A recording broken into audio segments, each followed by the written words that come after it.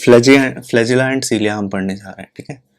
तो इसका जो कोर पार्ट है, कोर पार्ट को हम बोलते हैं एक्सोनीम, ठीक है। सेंटर में जो पार्ट है, सेंट्रल शीथ जो है, उसको बोलते हैं एक्सोनीम। और आउटर की जो कवरिंग है, यहाँ दिख रहा है आपको आउटर कवरिंग है, इस आउटर कवरिंग का क्या नाम है? तो आउटर कवरिंग को हम बोलते हैं प्लाज्मा मेम्ब्रेन, ठीक है। तो दो बात याद रखना, दो बातें हमने अभी तक डिस्कस की कि सबसे पहले यहाँ पर एक कोर है और एक आउटर कवरिंग है, ठीक। फ्लैजिला हो या सीलिया हो, मैंने डिफरेंस आपको बताया है कि what is the difference between flagella and cilia. Same ही स्ट्रक्चर है, both are involved in movement, है ना। बस क्या है कि फ्लैजिला एक से दो हो सकते हैं, नंबर में कम हो सकते हैं फ्लैजिला, ठीक है, और सीलिया ज्यादा हो सकते हैं। और फ्लैजिला का साइज जो है वो बड़ा होता है और सीलिया का साइज छोटा होगा, ठीक है। छोटे छोटे थाउजेंड ऑफ नंबर में प्रेजेंट हो सकते हैं सीलिया। ये बेसिक डिफरेंस है सीलिया और फ्लैजिला में। फ्लैजिला को अगर हम देखें तो फ्लैजिला के पास क्या है? कोर है। जो कोर है, सेंट्रल पार्ट, इसको हम बोलते हैं एक्सोनीम, एक्सोनीम। और जो आउटर कवरिंग है, बाहर का पार्ट, उसको क्या बोलते हैं? Plasma membrane. आउटर कवरिंग को क्या बोलते हैं? Plasma membrane, right. नेक्स्ट, यहाँ जो अरेंजमेंट है सेंट्रल ट्यूब्यूल्स का, वो आपको दिखेगा 9+2 का अरेंजमेंट है। कैसे? यहाँ पर ये पेरिफेरल माइक्रोट्यूब्यूल्स दिख रहे हैं डबलेट्स में, और वो कितने हैं?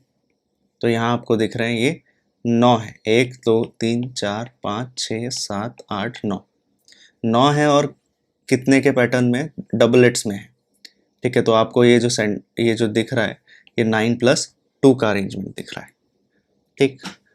तो ये जो अरेंजमेंट है ये कैसा है? 9+2 स्ट्रक्चर। अगर आपसे पूछें कि भाई ये बताओ सेंट्रोजोम का स्ट्रक्चर कैसा है, तो आप बोलोगे 9+3 अरेंजमेंट। 9+3 अरेंजमेंट कैसा दिखता है? ऐसा दिखता है, ठीक है। 9+3 अरेंजमेंट है ये। यहाँ पर 3 ट्रिपलेट्स के फॉर्म में है, यहाँ पर डबलेट्स के फॉर्म में है। माइक्रोट्यूब्यूल है तो माइक्रोट्यूब्यूल ही, लेकिन किस फॉर्म में है? डबलेट और ट्रिपलेट, बस ये डिफरेंस है, इसलिए हम 9+2 और 9+3 स्ट्रक्चर बोल रहे हैं। तो यहाँ जो स्ट्रक्चर है वो क्या है? 9+2 स्ट्रक्चर है।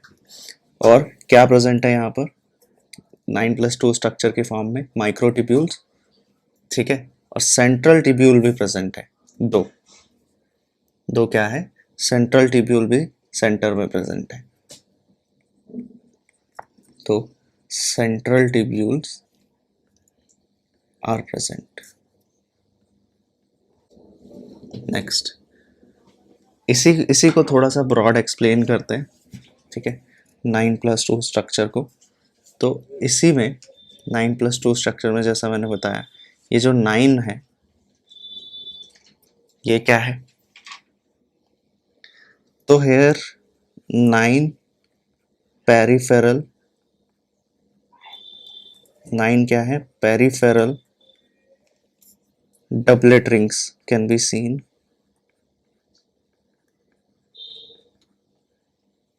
which is made up of microtubules। और दो क्या है? दो सेंटर में ट्यूब्यूल्स भी दिख रहे हैं आपको, जो एक ब्रिज से अटैच्ड है। यहाँ दिख रहा है आपको दो सेंटर में ट्यूब्यूल्स दिख रहे हैं जो ब्रिज से अटैच्ड है, कनेक्टेड बाय अ ब्रिज। तो ये जो अरेंजमेंट हो गया वो कैसा हो गया? 9+2 अरेंजमेंट, ठीक। Connected, to central tubules connected by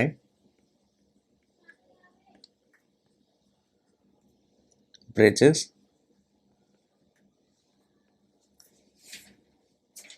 and enclosed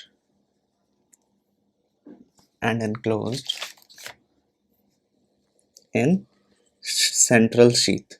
और सेंट्रल शीथ क्या है? ये दिख रहा है आपको। तो दो सेंट्रल ट्यूब्यूल जो कि कनेक्टेड है ब्रिज से, और इनके चारों तरफ क्या है? सेंट्रल शीथ है, ये बोलना चाह रहे हैं। तो 2 central tubules are here connected by bridges enclosed in central sheath, ठीक, enclosed in central sheath। आगे देखते हैं रेडियल स्पोक्स। यहाँ पर रेडियल स्पोक्स हैं और ये रेडियल स्पोक्स क्या करते हैं, कनेक्ट करते हैं इन पेरिफेरल डबलेट्स को टू द सेंट्रल शीथ, ठीक, यही है। तो एक और स्ट्रक्चर है यहाँ पर जिसको हमने क्या नाम दिया है, इसको हम बोल रहे हैं रेडियल स्पोक्स। तो रेडियल स्पोक्स क्या जोड़ रहा है, रेडियल स्पोक्स जोड़ रहा है दो चीजों को, और वो दो चीजें क्या है, रेडियल स्पोक्स जोड़ता है सेंट्रल शीथ को किससे, डबलेट से, जो पेरिफेरल डबलेट्स हैं उससे जोड़ता है, कनेक्ट्स। आगे आर्म्स जो निकल रहे हैं डबलेट से यहाँ पर कुछ आर्म्स निकलते हुए दिख रहे हैं आपको, ये देखो, ये हो गया डबलेट्स, ये डबलेट्स हैं, और इन डबलेट से कुछ ये निकल रहे हैं, आर्म्स निकल रहे हैं, है ना। ये किसके बने हुए हैं, तो these are made up of dynein protein, ठीक है, ये किसके बने हुए हैं, डाइनिन प्रोटीन, ठीक है। ये आर्म्स है, मैं लिख देता हूँ यहाँ, these are made up of dynein protein,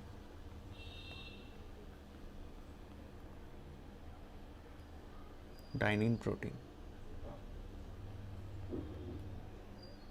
ठीक। और साथ के साथ यहाँ पर आपको लिंकर्स भी दिखाई देते हैं, है ना। ये क्या दिखाई दे रहे हैं आपको, लिंकर्स दिखाई दे रहे हैं, जो एक, या जिसको आप यहाँ पर इंटर डबलेट ब्रिज बोलते हो। तो ये ब्रिज जो है ये कनेक्ट कर रहा है एक डबलेट से दूसरे डबलेट को, ये कनेक्ट कर रहा है, इसकी बात कर रहा हूँ मैं। ये जो ग्रीन पार्ट दिखाई दे रहा है ना, ये कनेक्ट कर रहा है इंटर डबलेट ब्रिज, एक को दूसरे से, एक डबलेट को दूसरे डबलेट से कनेक्ट कर रहा है। तो ये किसका बना हुआ है, एक्चुअली ये बना है जिसको आप लिंकर भी बोल रहे हैं, लिंकर भी बोल रहे हैं, और ये लिंकर बना है किससे, नेक्सिन प्रोटीन से। किस प्रोटीन से बना है, तो नेक्सिन प्रोटीन से बना है, ठीक है। अब देखते हैं, इसको लिख लेते हैं एक बार। Next point is arms arising from the doublet। जो आर्म्स निकल रहे हैं डबलेट से वो किस प्रोटीन के बने हैं, तो डाइनिन प्रोटीन के बने हैं, ठीक है। और जो लिंकर्स हैं वो किसके बने हैं, तो linkers are made up of nexin protein, linkers are made up of nexin protein, ठीक। तो this is all about flagella and cilia, बस इतना ही पढ़ना है, ठीक है। बस आगे देखते हैं कुछ सेल इंक्लूजन्स, ठीक है। सेल इंक्लूजन्स क्या होते हैं, सेल इंक्लूजन्स कुछ न्यूट्रिएंट, कुछ पिगमेंट जो कहाँ पाए जाते हैं, कुछ न्यूट्रिएंट्स या कुछ पिगमेंट जो सेल में पाए जाते हैं उनको हम सेल इंक्लूजन्स बोलते हैं, ठीक है। तो cell inclusions are consider various nutrients और pigments that can be found within the cell, ठीक। लेकिन इनके पास कोई ऐसी एक्टिविटी नहीं होती जैसे सेल ऑर्गेनल्स की तरह, ठीक है। तो यहाँ पर एग्जाम्पल के तौर पर क्या क्या सेल इंक्लूजन्स हो सकते हैं, जैसे ग्लाइकोजन हो गया, ग्लाइकोजन जो प्रेजेंट है सेल के अंदर वो एक सेल इंक्लूजन है, न्यूट्रिएंट ही है ना, लिपिड है, सेल इंक्लूजन है। तो ये सेल ऑर्गेनल की तरह नहीं है, ठीक है, लेकिन सेल के अंदर प्रेजेंट है, तो हम इनको, और न्यूट्रिएंट की फॉर्म में प्रेजेंट है, तो हम इनको क्या बोलते हैं, ये तो हो गया न्यूट्रिएंट्स, जैसे ग्लाइकोजन, लिपिड, ये क्या हो गए, न्यूट्रिएंट्स, ठीक है।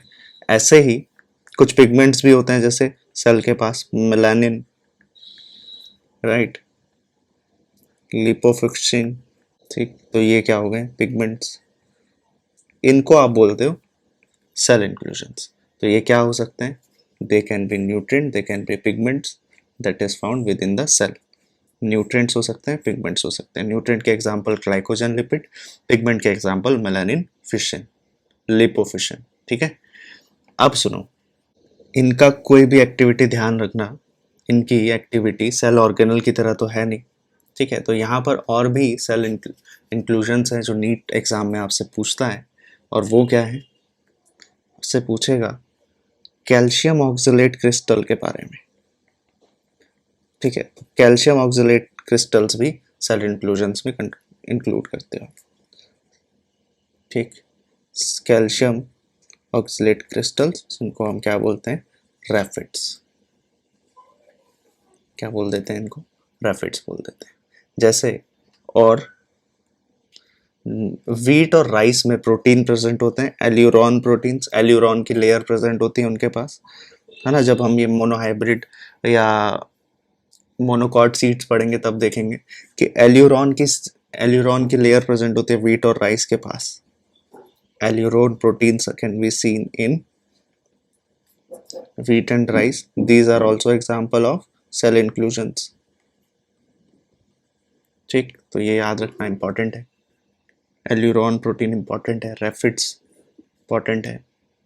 ठीक है, नेक्स्ट देखो, तो next is fat drop.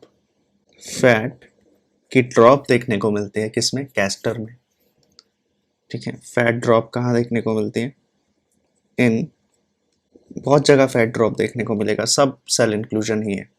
Castor endosperm, right, coconut endosperm, तो जितने भी एंडोस्पर्म पार्ट होता है और कोटिलेडन होता है वहां पर फैट ड्रॉप देखने को मिलता है। तो these are also cell inclusion, coconut endosperm और ग्राउंडनट का जैसे कोटिलेडन है। तो these are also cell inclusions, cotyledons. ठीक, पायरिनॉइड्स पढ़ा है हमने जब ग्रीन एल्गीज पढ़ रहे थे, याद आया, जब पायरिनॉइड्स ग्रीन एल्गीज हम पढ़ रहे थे तब हमने देखा इनके पास पिगमेंट प्रेजेंट होता है पायरिनॉइड करके। पायरिनॉइड की फॉर्म में ये फूड स्टोर करते हैं, है ना, स्टार्च की फॉर्म में, फूड प्रोटीन और स्टार्च का कॉम्बिनेशन में ये फूड स्टोर करते हैं, जिनको आप पायरिनॉइड्स बोलते हैं, ग्रीन एल्गीज। ठीक है, ग्रीन एल्गीज जैसे किसको बोलते हैं, ग्रीन एल्गीज, क्लोरोफाइसी।